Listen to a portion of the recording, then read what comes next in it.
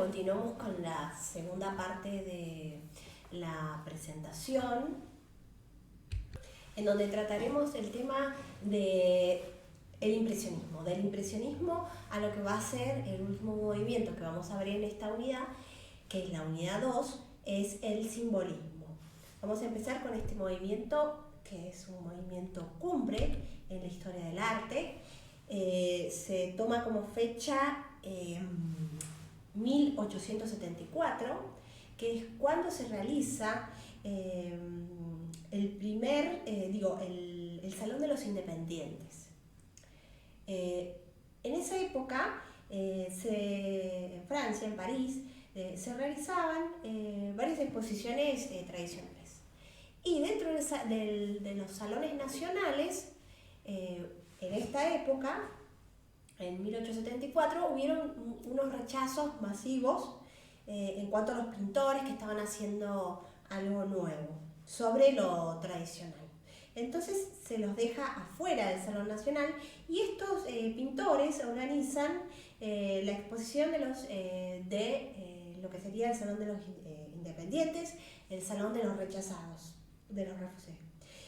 Y en esa exposición se va a exponer una obra del pintor Monet que se llama Impresión Sol Naciente, que es esta que vemos acá abajo,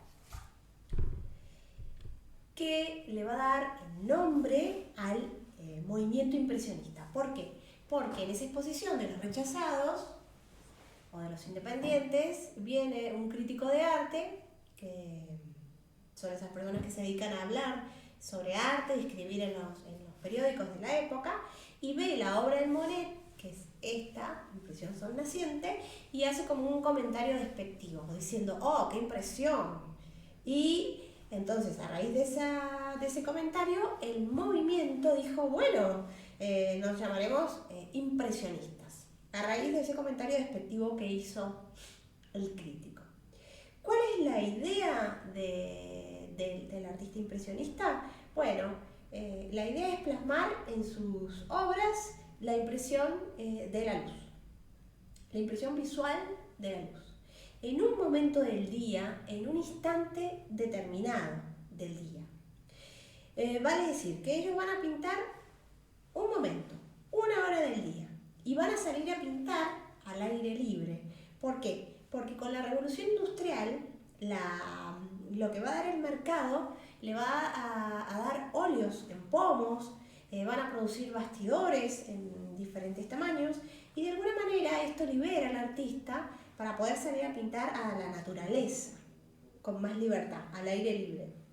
Entonces nos vamos a encontrar que vamos a tener varias pinturas que toman el tema de la naturaleza, de las ciudades, del aire libre, y que van a ser unas pinturas de ejecución rápida en el momento. Entonces, el estilo que ellos toman para la realización de estas pinturas es de una pincelada bien marcada de comas de color, o pincelada gestáltica, también se llama. Entonces, esto es como lo característico, la forma de la pincelada en forma de comas, y no el color mezclado como se hacía anteriormente. Anteriormente predominaba lo que sería el dibujo sobre la pintura, y ahora predomina el gesto del pintor y la pintura sobre lo que sería el dibujo. Ustedes ven esta imagen, está como desdibujada, no hay contornos, es como mucho más libre. Entonces estamos viendo la generación de un nuevo movimiento. Además, vamos a ver que en esta época se va a inventar la fotografía.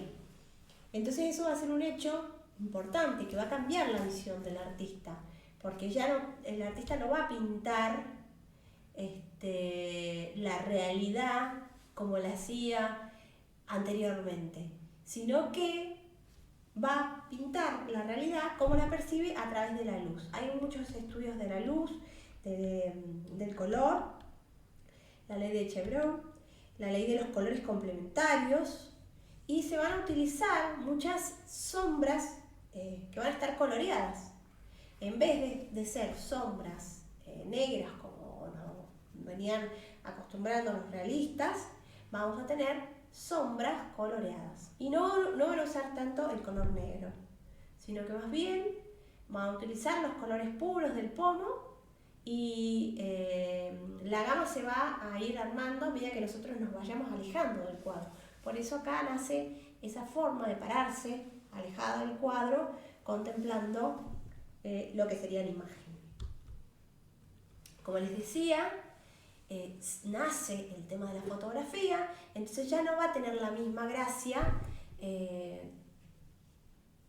porque ¿qué se consumía? Se consumía el cuadro, el retrato pintado, la naturaleza pintada, para tener un recuerdo. Ahora, el recuerdo lo pueden tener a través de la fotografía.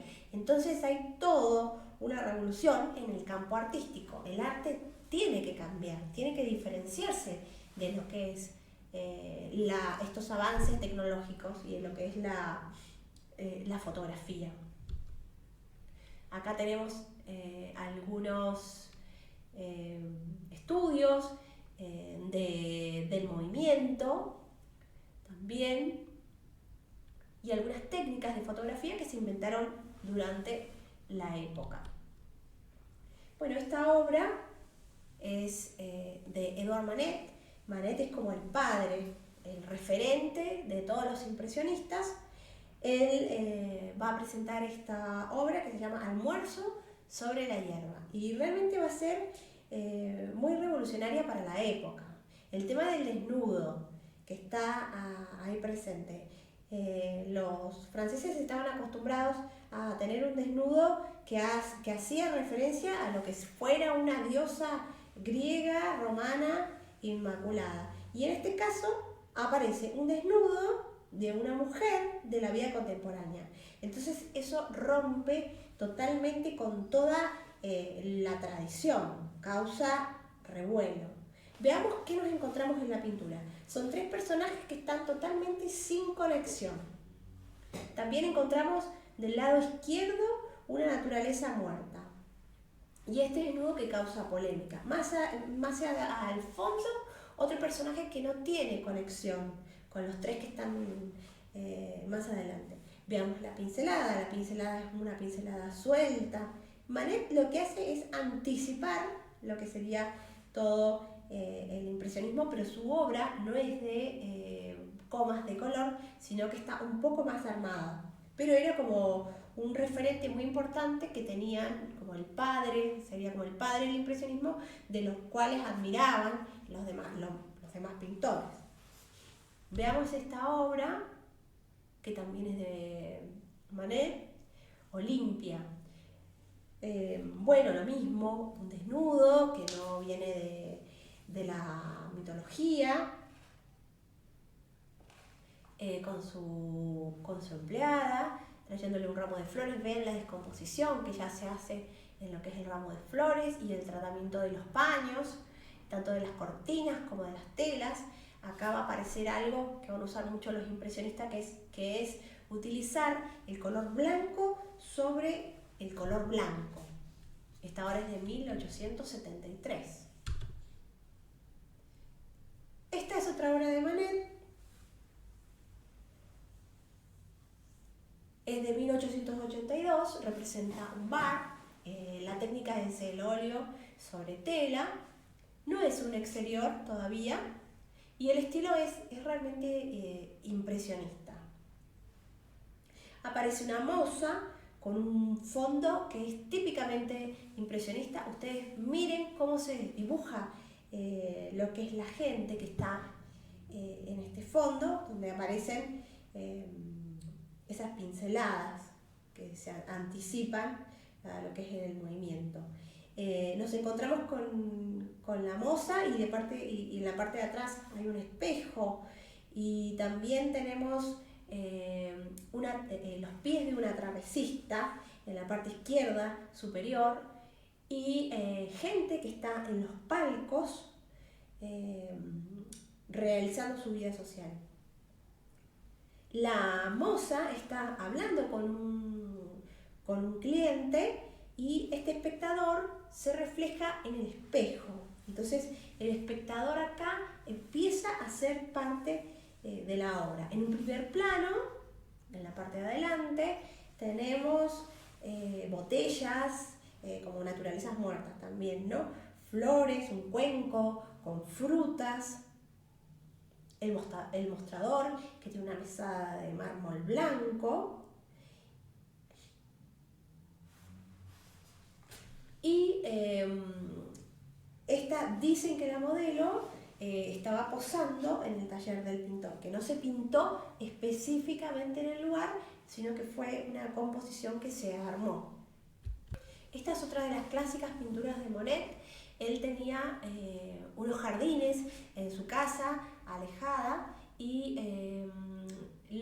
retrataba sus jardines en diferentes horas del día.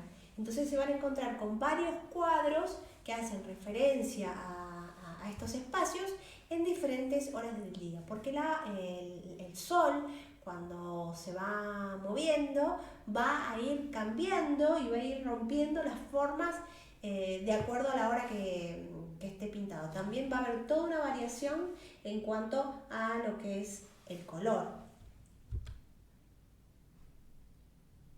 Estos son los alminares, también, donde se puede ver cómo el pintor impresionista hace toques de color para armar una forma que se desdibuja, en donde ya no predomina el dibujo, sino que más bien la mancha, el toque de color sobre la tela.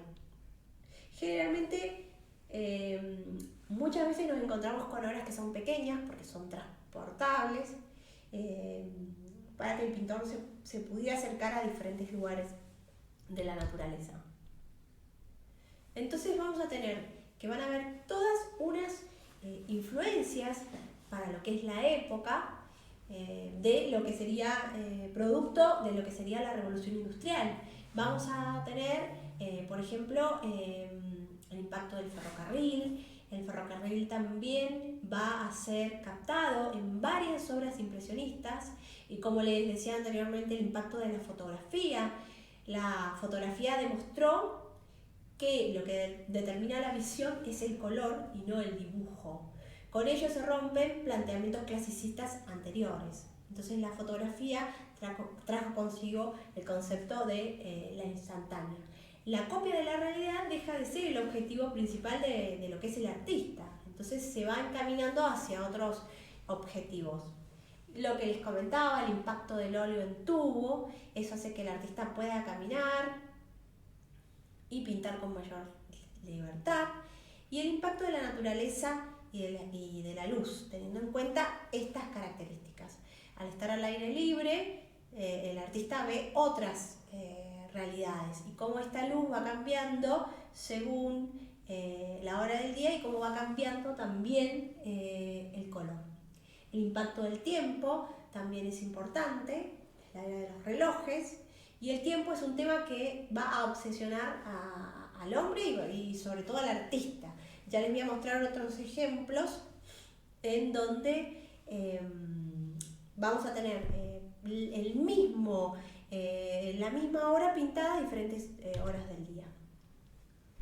Y bueno, acá podemos ver cómo el pintor se concentra en los efectos que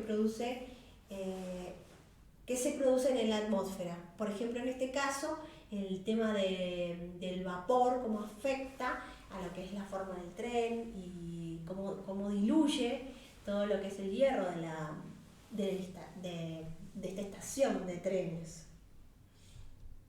Acá vemos con mayor detalle cómo el vapor es captado, las formas se diluyen, la atmósfera se capta, la paleta, acá tenemos la inclusión del negro, de azules, pero como que los colores no se mezclan, sino que se aplican por toques de color. Este es el ejemplo que les decía, un ejemplo de Monet, el puente de Waterloo, es de 1903, y vean cómo va cambiando la imagen de acuerdo a las diferentes horas del día. Estas son las famosas series que hacía hacían los pintores. Esta es otra obra de Monet, Mujer con sombrilla, y acá podemos también ver otra característica del impresionismo, como les decía, de tratar el blanco sobre blanco, hacer miles de gamas de blanco. Y podemos observar también cómo es el tratamiento que le da el pintor a la naturaleza. Con toques de color va delimitando lo que es el pasto y la vegetación, y con toques de color va delimitando lo que es el fondo, y también le va a dar movimiento y dinamismo. Nosotros podemos apreciar que hay viento por el dinamismo de las pinceladas. Otro de los pintores sumamente importantes de la época del impresionismo francés es Renoir. Renoir pinta de una forma muy sensual lo que es la figura humana, y también bien ornamentada. Esto nos hace acordar un poquito a lo que fue la pintura galante del rococó. Nos muestra, Renoir nos muestra la alegría de vivir, los niños, las flores, la gente bailando, como que aparecen en esta pintura todos los habitantes del barrio en una escena dinámica de baile.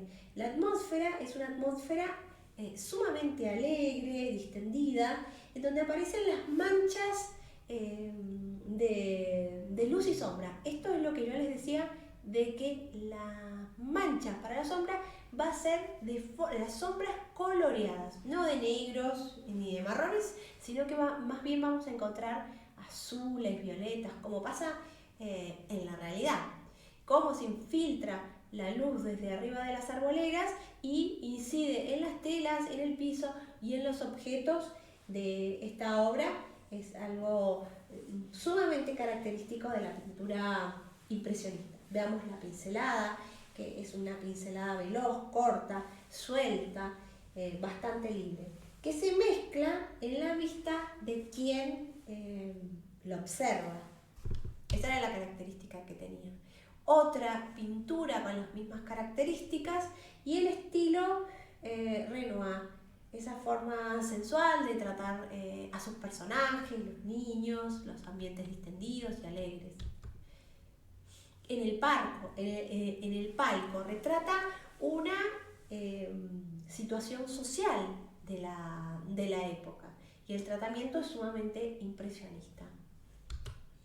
También nos habla de cómo, nos da un dato de la época, de cómo acostumbraba tanto la mujer como el hombre a vestir para determinados eventos. Nos muestra también sus espacios de esparcimiento. Por ejemplo, acá en un parque francés con los botes. Degas es otro artista sumamente importante de este periodo impresionista. Él, sobre todo, se va a diferenciar de los anteriores artistas en el sentido de que no va a pintar tantos exteriores. Sí va a pintar algunos exteriores con caballos, carrera de caballo, pero sobre todo él se centra en lo que es el tema del ballet, del ensayo de ballet. Pinta muchas bailarinas. También pinta desnudos y retratos con complejidad psicológica, ya se los voy a mostrar. Pero bueno, la técnica es una técnica impresionista, solo que él lo aplica a lo que serían los interiores. Acá vemos otras bailarinas. Esta técnica combina el óleo con el pastel, bastante dinámica en la composición. Y es la bebedora de ajenjo, también de gas, que habla de un personaje que está en un bar tomando esta bebida que estaba de moda en la época. Era una bebida muy espirituosa que solían consumir sobre todo los artistas de la época. Esto es un desnudo.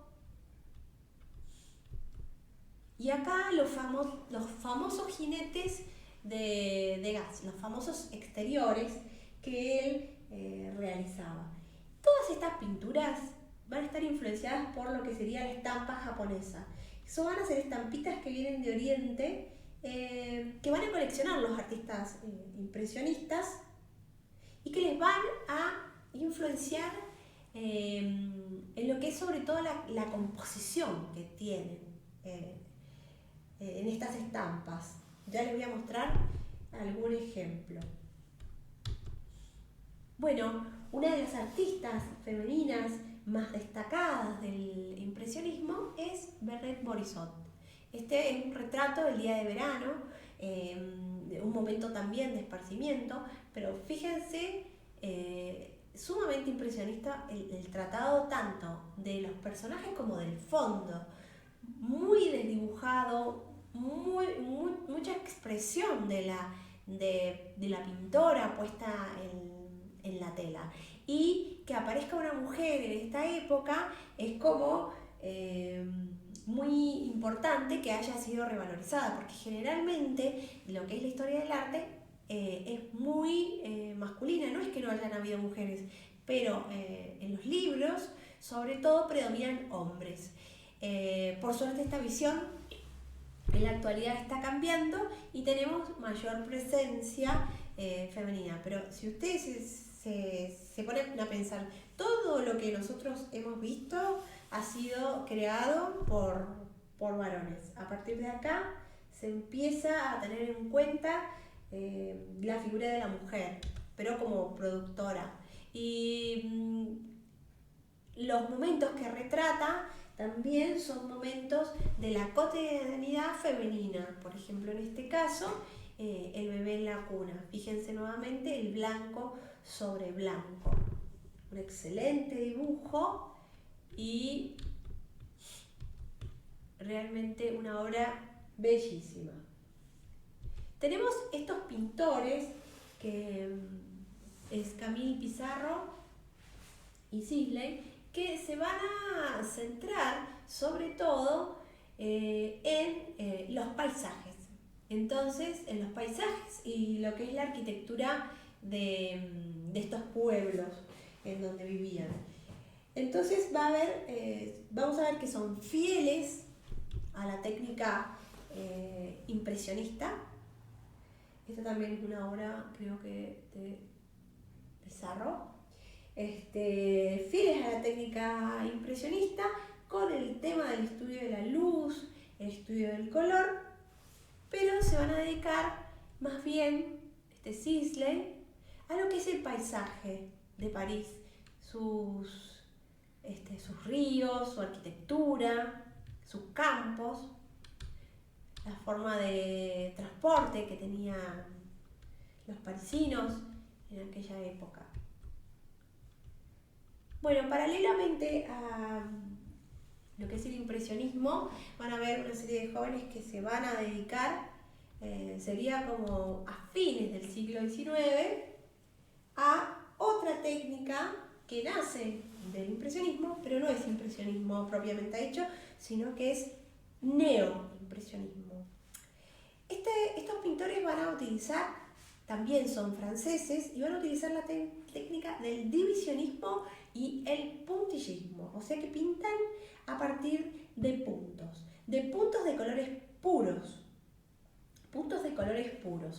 que se van a mezclar en el ojo del espectador una vez que éste se aleje de la obra. Van a utilizar también el tema del contraste simultáneo, lo que va a ser al extremo, y van a volver, a diferencia de los impresionistas, ellos vuelven a lo que es el tema de ¿cómo se dice? El dibujo. Y la figuración de los cuerpos humanos van a ser mucho más geométricos.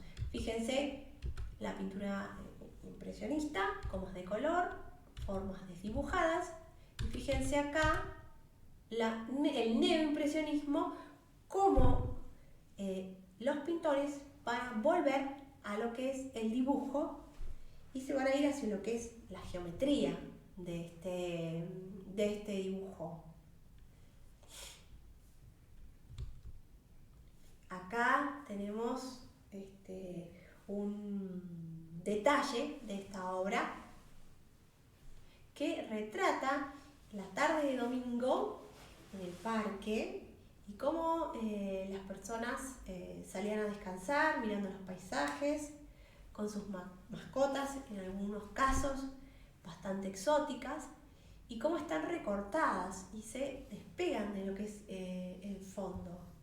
Estas pinturas están hechas muchas veces en los estudios de los pintores y no en el lugar mismo, como hacían los impresionistas. Los neoimpresionistas van a trabajar muchas veces más en el taller. Acá tenemos un detalle, no alcancé a encontrar una imagen en la que veamos más el tema del punto del color, pero bueno, este acercamiento es bastante interesante. Luego del neoimpresionismo vamos a tener el movimiento del postimpresionismo. Postimpresionismo se da a finales del siglo XIX y a principios del siglo XX. Acá lo que va a aparecer van a ser estilos personales. El artista va a tener mayor libertad, va a aparecer la personalidad del artista, va a tener más emoción y expresión en lo que son sus pinturas. No van a representar fielmente la naturaleza, sino que van a expresar una visión más bien subjetiva de lo que es la naturaleza. Y la figura emblemática del gran genio de Vincent Van Gogh. Ustedes saben que se ha hablado mucho sobre este personaje, de sus problemas psiquiátricos. Se dice que podría haber sufrido de bipolaridad o de epilepsia. Pero bueno, veamos la obra en donde el uso del color y la forma de aplicar nos está dando un fuerte dato de su personalidad y de una pincelada que es frenética comparada con el impresionismo. Van Gogh va a tener una primera etapa en los Países Bajos. Acá tenemos esta obra que es característica de esta etapa, en donde ustedes pueden ver que la paleta es mucho más apagada que la anterior. La obra habla de la miseria y de la desesperanza de la gente humilde, de los agricultores. No tiene adornos y es bien realista, que diferencia, ¿no?, con la escuela de Barbizon, con esos cosechadores que eran como bien de Millet, bien idealizados. Acá vemos realmente la expresión realista de un campesino humilde que sufre, que tiene las manos ajadas del sol. Bueno, se dice que esta pintura ya va hablando de lo que sería un movimiento que va a venir después, que es el expresionismo, va a preceder a lo que es el expresionismo, por la forma en la que Van Gogh utilizaba el tema de la pintura y del color, donde expresaba todo su temperamento a través de la materia. Va a pintar muchísimos paisajes al aire libre. Va a pintar su dormitorio en Arles. En Arles va a ser un lugar en donde va a convivir con otro artista famosísimo de la época, que es Gauguin. Vean el tratamiento de la perspectiva casi intuitiva, y aparentemente no trabaja con colores que hacen referencia exactamente a lo que es la realidad. Bueno, otra serie muy famosa de él es la serie de los girasoles. Es una naturaleza muerta, y vean la fuerza de la expresión de movimiento de la pincelada. Va a tener muchísimos autorretratos, No recuerdo ahora el número, pero hay muchísimos autorretratos de Van Gogh, y estos autorretratos van a evocar su personalidad, su fuerza interior, sus emociones. También retratan un hecho en donde Van Gogh, en un ataque como de locura, se corta el lóbulo de la oreja. Vean este detalle de la pintura que está detrás de este autorretrato. Es una de las estampas, aparentemente una de las estampas japonesas que influenciaba muchísimo a los pintores, impresionistas. Esta Noche Estrellada de Van Gogh también es una de las obras más conocidas y más reproducidas en lo que es en objetos. Fíjense la fuerza que contiene la pincelada en cuanto a la configuración de la noche, de las estrellas, de la luna y la vegetación. Realmente es increíble. Acá les dejo un video que es extraído del Museo MoMA. Se los copio en la presentación, es muy interesante para ampliar el tema y la mirada de este artista tan importante que fue Van Gogh. Así que si ustedes están interesados, van a la presentación y pueden acceder al link de este video. Paul Gauguin es otro de los artistas de este movimiento de postimpresionismo de finales del siglo XIX y principios del siglo XX. Gauguin se va a caracterizar por un uso experimental del color y por un estilo sintetista. Él busca sobre todo lo que es la simplicidad. Retrata a las mujeres de Tahití. Él viaja y se instala en la Polinesia, y aquí retrata toda una serie de habitantes y de mujeres que viven en la Polinesia. Una forma muy interesante, fíjense cómo se plasma la personalidad de estos artistas en sus telas. Él va a influenciar posteriormente a Picasso y a Matisse en el uso expresivo, y el uso expresivo sobre todo del color y de la forma. Otro de los artistas característicos de esta época es Paul Cézanne. Cézanne va a ser como uno de los padres de lo que va a ser después la pintura moderna. Él va a buscar una síntesis ideal y va a simplificar todo el tema de las formas. Todo lo que veía lo va a simplificar en formas simples y planos de color.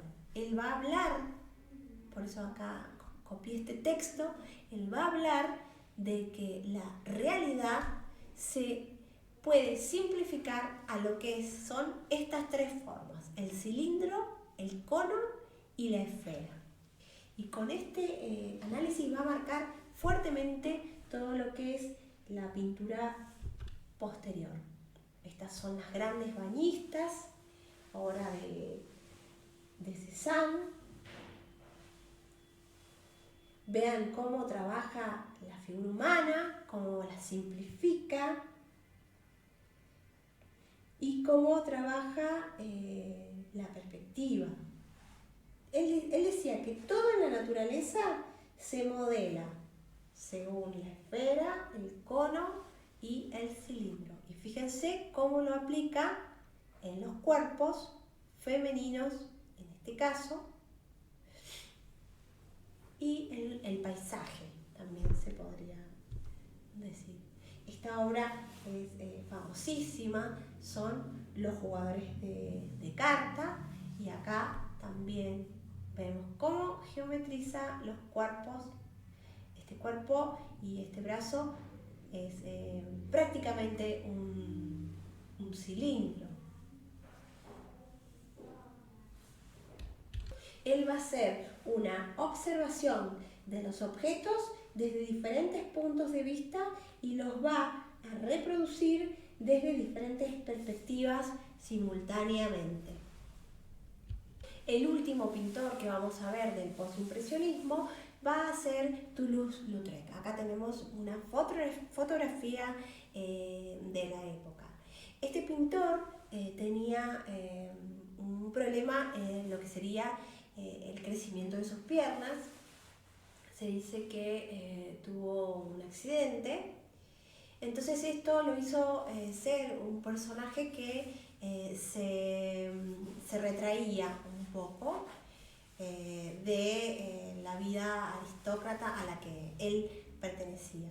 Entonces y él empieza a pintar a temprana edad y es un enamorado de lo que sería la vanguardia. Por eso se traslada a la ciudad de París.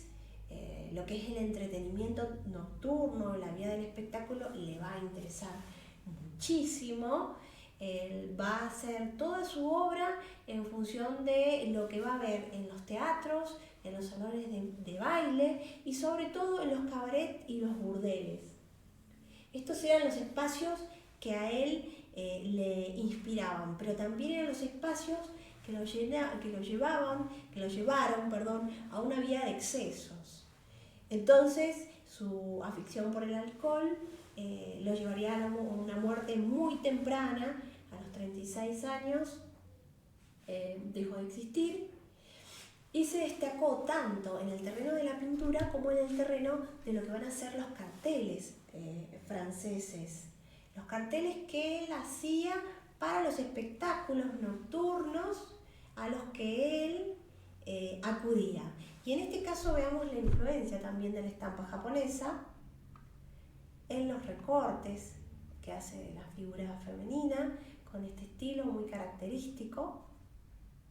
Vemos cómo incluye el texto en el afiche y la maestría que tiene él en lo que sería el dibujo de sus personajes.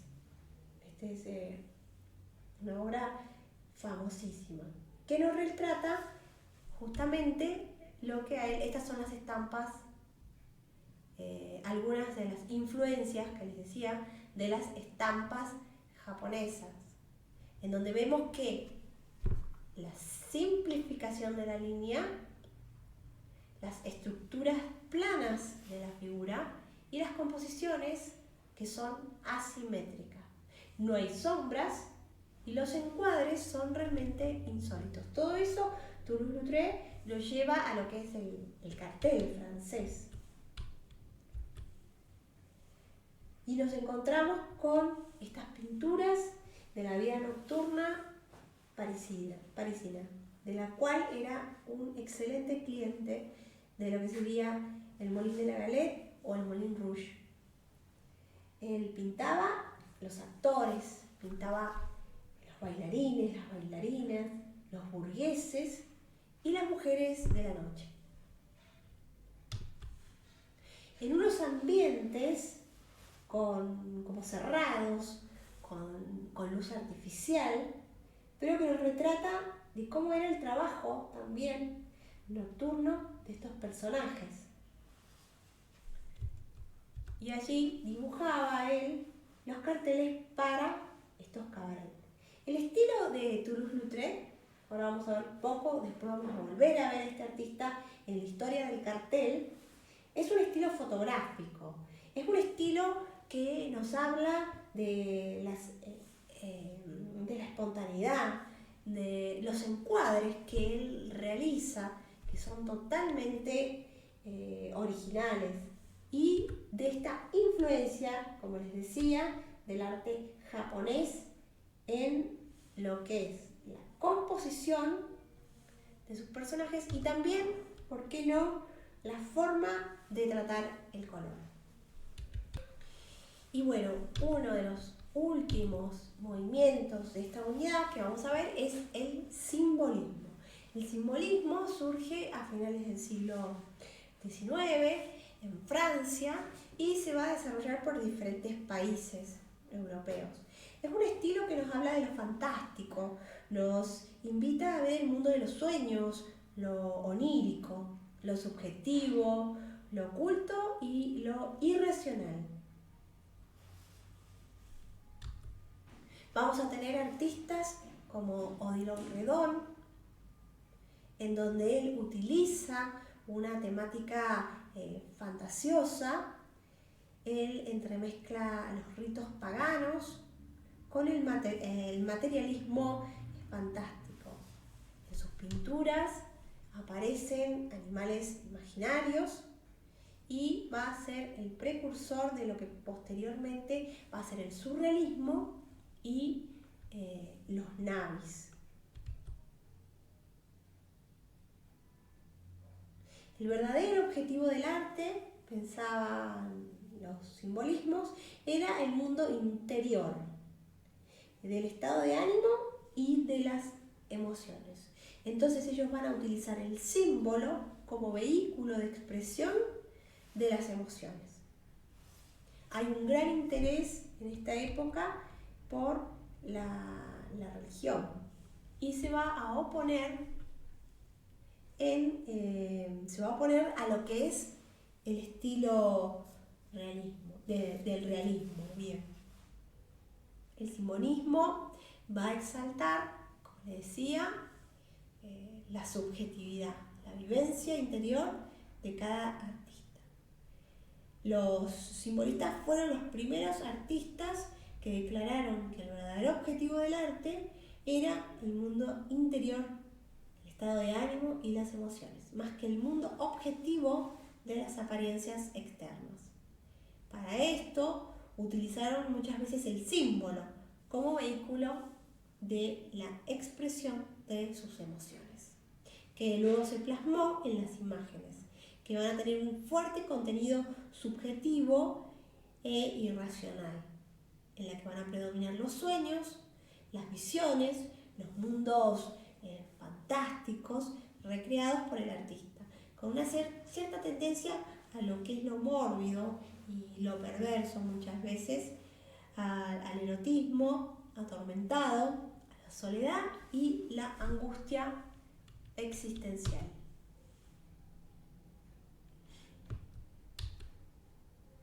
La isla de los muertos, esta obra de Gustave Moreau, de los espacios religiosos que se revalorizan, tanto en esta pintura como en la pintura anterior. Como verán, es un movimiento ecléctico que tiene una serie de artistas que se van a juntar con esas sensibilidades bastante comunes.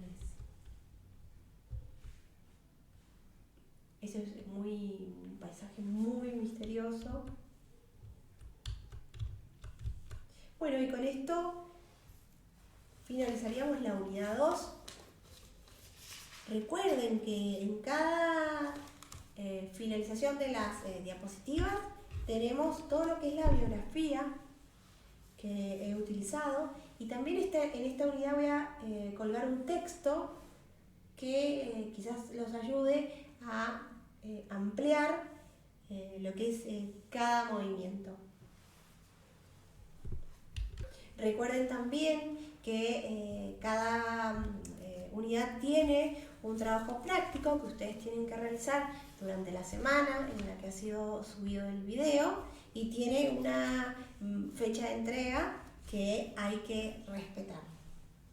Todo esto lo pueden encontrar en el aula virtual. Y si llegaran a tener alguna duda, me escriben a mi mail personal.